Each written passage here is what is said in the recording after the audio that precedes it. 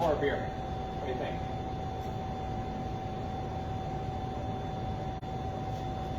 We're live from Stone Lake. It's Wednesday evening. Doesn't quite have the same ring as the Saturday Night Live intro, but what the heck. Happy Wednesday evening. Hope that this finds you in fine form. I'm looking out at a sort of dreary gray down here in Stone Lake, but hopefully we'll brighten that up just a little bit for you tonight. We are just over a week out from Labor Day weekend. It's frightening. First off, cheers. I hope you've gotten into the routine of maybe making Wednesdays at around 8 o'clock, a time where you go, you know what, I'm going to sit down, I'm going to open up a tasty something or other and maybe join along for a little beer flavor journey. Lindsay says that it's rainy and dreary because she's here with us live streaming. Lindsay has brought the reputation of rainy weather on Saturdays, which is a particularly good thing for us, for business anyway. It might spoil the weekend plans for a lot of people, but it sure is good for beer sales. So cheers to Lindsay. If you haven't met her, Lindsay is one of our newest punks who started here this summer and was part of a crew of people that we've known for years, but particularly during the COVID year and plus, when we were just doing outdoor service, that she and her friends traveled up from the Rice Lake area nearly every single Saturday to make a point of gathering out on the patio and enjoying our Saturday Nosh Pit series and having a great time. So, and now we've wrangled her in. So she's here Saturday afternoons. So, cheers. Cheers to Lindsay. Cheers to all you fine folks out there who are hopping along. What do we got going on? My brain is like a little bit mush. You ever have those days where it's just like, you're like, I don't know if I should be in charge of doing anything that's like, that adults should be responsible for doing. That's just kind of my day today. But persevered. We just finished up Adam Sandler trivia, which was a lot of fun tonight. It was one of this whole month we had to modify and do some things impromptu, and so we had to change the date and then changed the topic. So originally it was going to be some summer movies, which would have been fun too, but Adam Sandler trivia was sure fun to write and dredged up a lot of funny, humorous memories and stuff. So anyway, you're watching this to know about beer. You don't give a crap about all the trappings of the other stuff that we've got going on. So what do I got for you tonight? What am I holding in my hand? What did I go over there and pour? If you're very savvy, you might have noticed I came from the Nitro side of our tap. And I've got our newest Nitro beer that we just cracked into this last weekend from Lakefront Brewing out of Milwaukee, one of the pioneering craft breweries in the state of Wisconsin. They've been around longer than New Glarus and have quite a reputation all throughout the state, and have done a great job of keeping up with the times. They make classic styles. They make one of the better amber lagers out there, the River West Stein beer. Lakefront IPA is a very classic IPA, really well done. But they also make some new cool fun stuff, and this is one of those things. This is the Nitro Creamsicle. So the Nitro pour here, I'm a sucker for the Nitro pour. You're gonna get a little bonus. Sort of like from the Bush Beans ads. It's like, roll that beautiful bean footage. Roll that beautiful Nitro Cascade footage. I don't know. It's just, I think it translates better on a dark beer, but there's just something satisfying about watching the nitro bubbles cascade up through the beer. And so this beer, they're going for the taste profile of a creamsicle. So it has orange juice in it. It has vanilla. It has a little bit of lactose, which is milk sugar. And oh gosh, Ashley's referencing TikTok. If you know, you know about Ashley's comment. It's that's the world we live in. But it also, unlike a lot of, I think these smoothie beers that use the fruit and various other ingredients, this actually has some hops in there.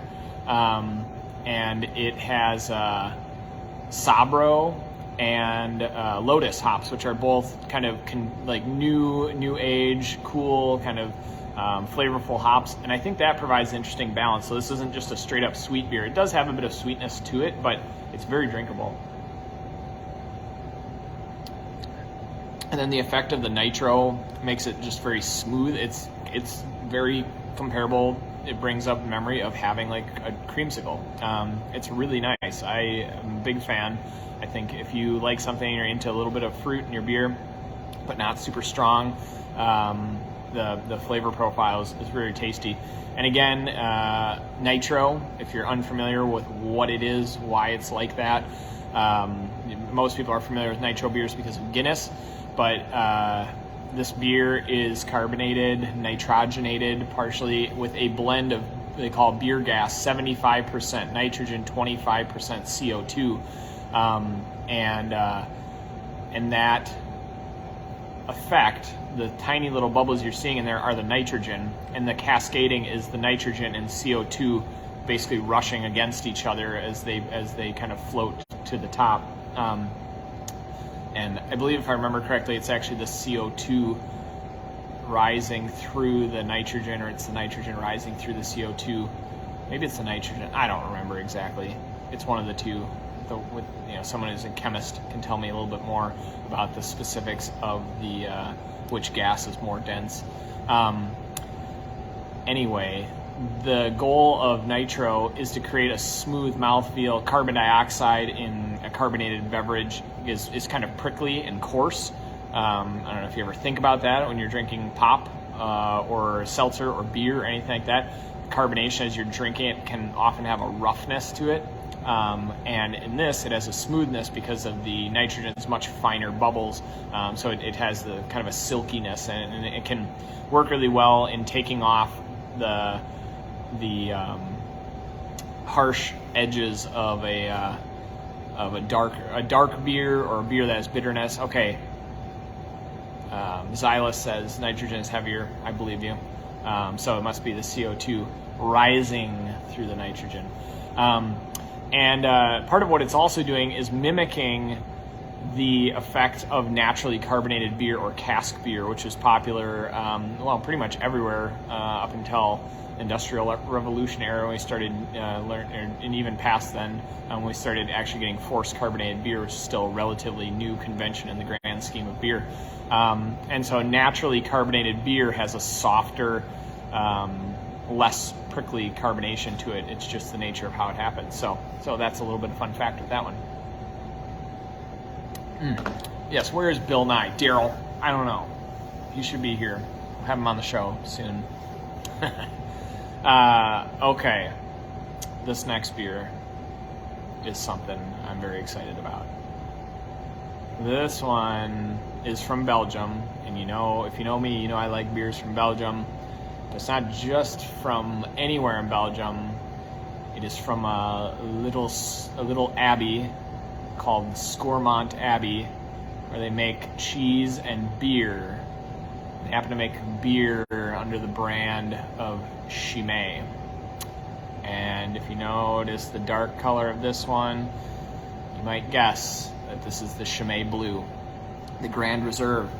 I'm going to have a sip of it before we get too far into it.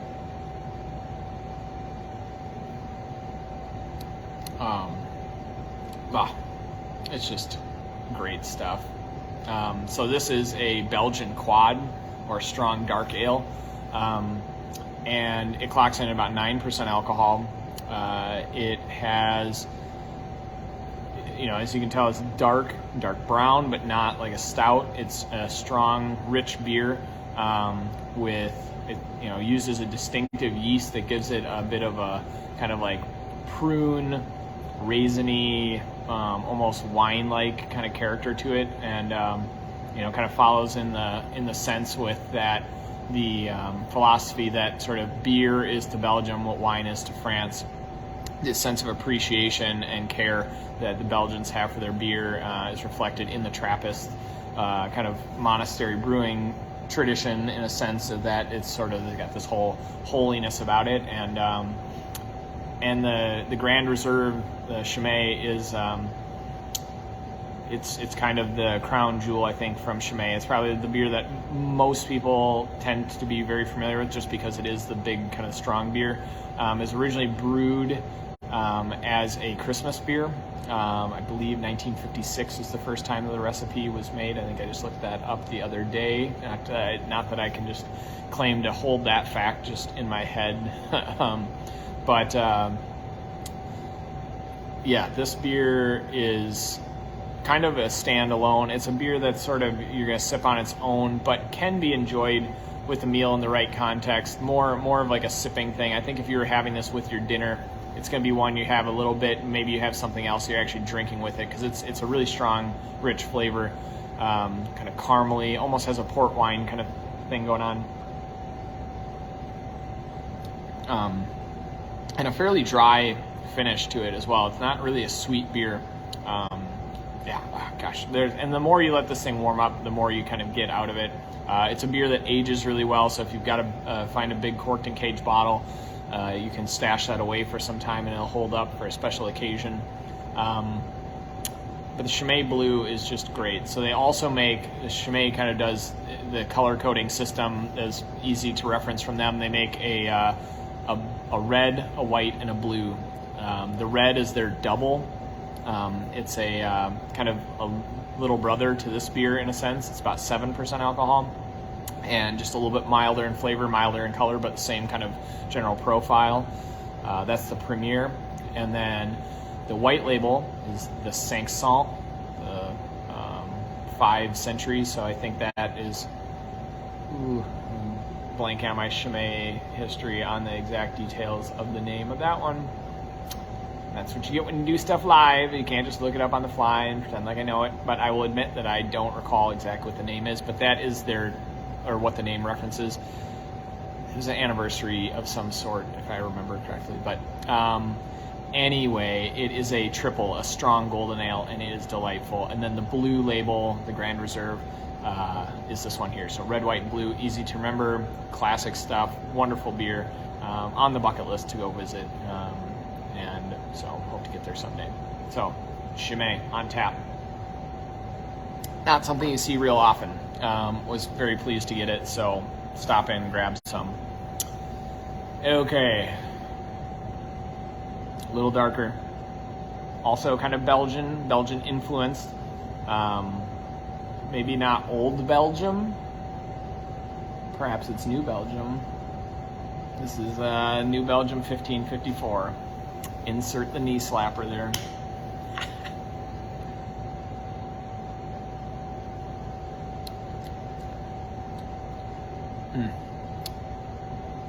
Good stuff. Sorry about the awkward pause.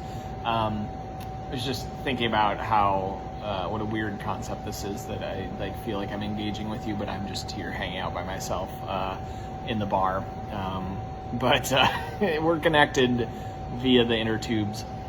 1554 from New Belgium is a pretty cool and interesting beer, and I think, like a lot of New Belgium beers, it might be one that you're familiar with. Maybe you've seen it around. If you know New Belgium pretty well, you go 1554. I know about it.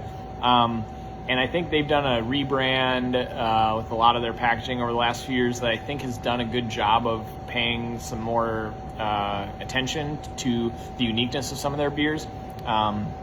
This recipe often has just kind of been like, it's a black ale sort of thing. It's how it's lived in my brain for a long time. Sometimes you have to boil these beers down to cliff notes to be able to talk quickly about them to people in the bar, which is part of the reason I do this tap talk.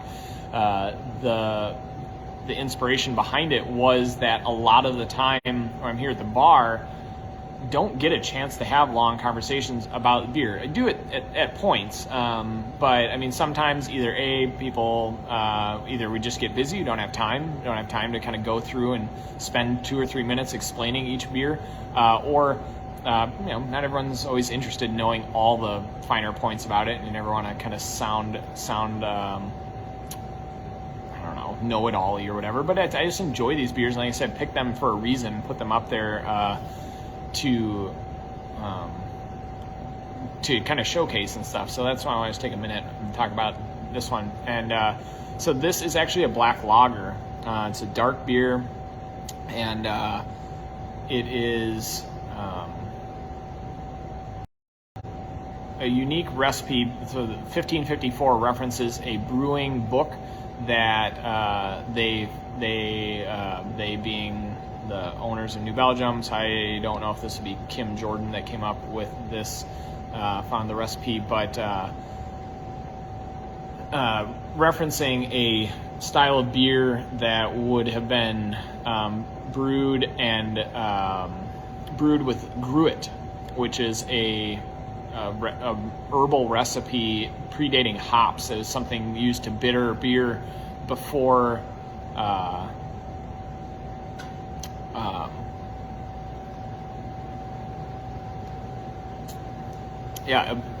ingredients used to bitter the beer before hops were widely used. Hops were kind of contentious for usage in beer, at least in Germany, until I want to say it was somewhere in the neighborhood of around 12 or 1300 that hops started kind of becoming more commonly used. But mixtures of gruit, bittering herbs, were kind of prized and sought after because of all the different things that they would use to make that, to balance out the sweetness of the malt.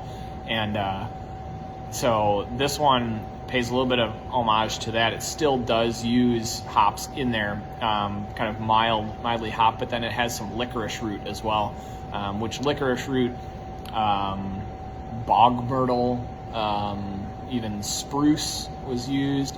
I want to say nettles also, and I mean any variety of like wild rosemary. Various different herbs that are bitter could be used to bitter beer. And anyway, so it's just kind of a cool recipe.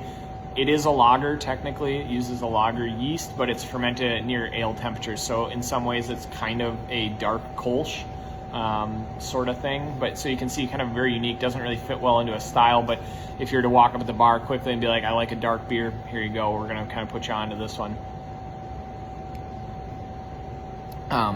Roasty, chocolatey, but not overwhelming, and then does have a nice kind of herbal dry snap to it.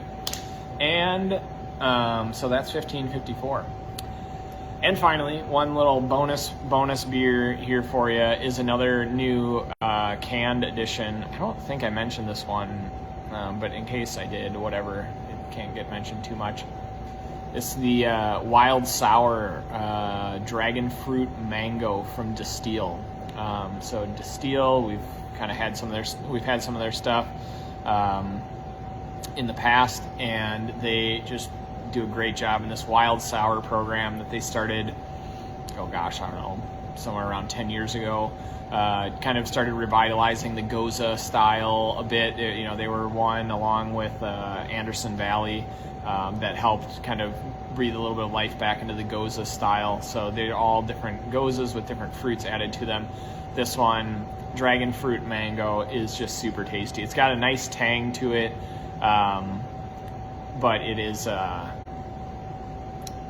very refreshing and drinkable and interesting, and just kind of well balanced. So there we go, another fun one in the fridge. So that's what I've got for this evening. We've got a couple weeks left here of kind of I know we've got summer for another month, technically speaking, but a few more weeks, or a couple more weeks really, just of the true kind of summertime here. And then we get into September, though, which is maybe my favorite month of the whole year living up here. Just wonderful weather, and we get the place to ourselves a little bit more, which is a bit fun too. We love the busyness of the summer, but it's also nice to be able to kick back. So I hope you've got some fun plans in store coming up. This Sunday, if you are any kind of a runner and want to get a group together, we are still filling some teams for the mini Ragnar relay. So that'll be comprised of 4 legs of about 1.9 miles running from here. It's a loop, so starting and finishing here at the Whistle Punk. And so that's the plan. We're hoping Ashley's feeling fully better by that to be able to run the show, and it should be super cool. And then let's see, what do we got going up? Next Thursday we'll have the Cobble House food truck back here on the 1st, and next Wednesday we're doing our Tapas on Tap beer dinner, which is already sold out. So if you missed out on tickets for this one, stay tuned. We will continue having these. They've been a lot of fun to do. And then one last housekeeping thing. After Labor Day, we will be cutting Mondays off of our schedule again, just going back to Wednesday through Sunday. So Labor Day Monday will be our last Monday of the season. So just take note, if you're getting that Monday morning bonus day, get it in these next couple weeks. All right, have a nice Wednesday evening, and we will see you again next week.